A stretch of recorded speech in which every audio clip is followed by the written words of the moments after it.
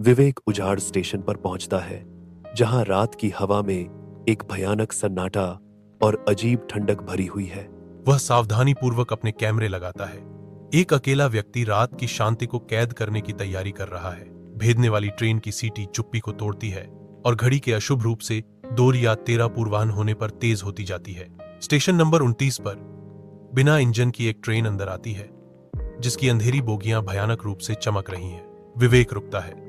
उसके चेहरे पर संदेह की एक झलक दिखाई देती है, क्योंकि वह भूतिया ट्रेन का सामना करता है।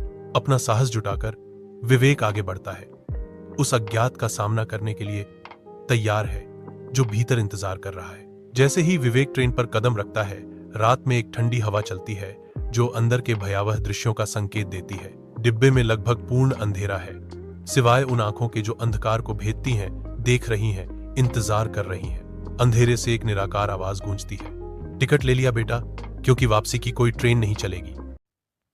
ट्रेन के डिब्बे को अंधेरा निगल जाता है। एक ऐसी गहरी चुप्पी जो एक थमी हुई सांस की तरह महसूस होती है। विवेक ने अपना फोन निकाला तो एक प्रकाश किरण ने अंधकार को चीर दिया और टॉर्च की रोशनी भयानक छायाएं डाल रही थी। उसकी किरण एक डरावनी अवशेष पर पड़ती है, एक फटा हुआ जला हुआ टिकट जिस पर 13 जुलाई 2007 लिखा है। एक ठंडी सांस ट्रेन की खिड़की से गूंजती है जो चुप्पी को चीरती है। एक निराकार आवाज फुसफुसाती है, अब मेरी बारी है। विवेक कांप उठता है, क्योंकि उसके शरीर में सुन्नता छा जाती है। जैसे ही विवेक मुड़ता है, ट्रेन के डिब्बे का दरवाजा धड़ाम से बंद हो जाता है और वह उसमें फंस जाता है। रोशनी झिलमिलाती हुई जीवित हो उठती है, राख से ढके हुए आंकड़े दिखाती है। आंखें विवेक पर टिकी हुई हैं।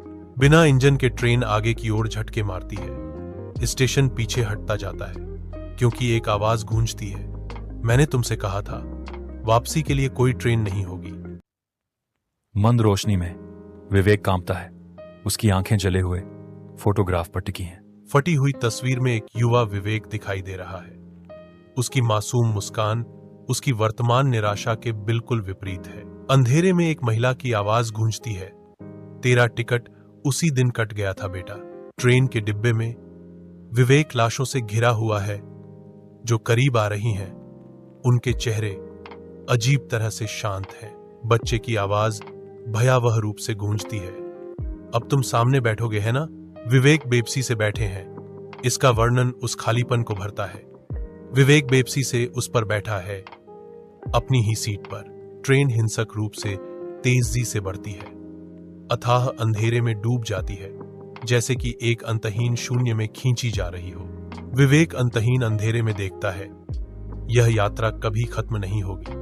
एक भयावह घोषणा गूंजती है, स्वागत है मृतक संख्या 37, आपकी यात्रा अब शुरू होती है।